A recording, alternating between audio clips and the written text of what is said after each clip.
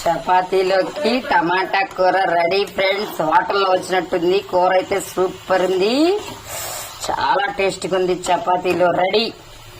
Hi అండి, మేము చపాతీ చేస్తున్నాము. చపాతీ దేని కొనుక్కుంటున్నారా? మా రెడ్మీ అరుణాచలం వెళ్తుంది, అందుకోసం చపాతీలు చేయమంది.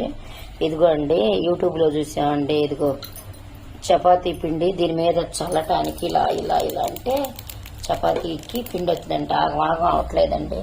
ఇలా చేస్తే బాగుంది, ఐడియా భలే ఇచ్చారు వాళ్ళు. యూట్యూబ్ వాళ్ళ పేరేంటో నేను చూడలేదు.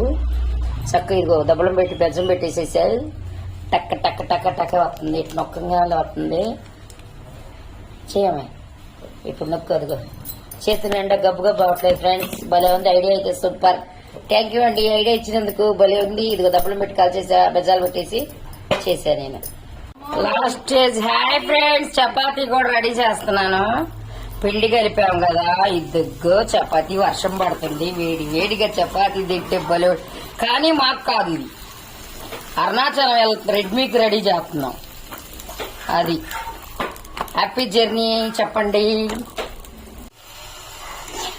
చపాతీలోకి టమాటా కూర రెడీ ఫ్రెండ్స్. హోటల్లో వచ్చినట్టుంది. కూర అయితే సూపర్ ఉంది, చాలా టేస్టీగా ఉంది. చపాతీలో రెడీ.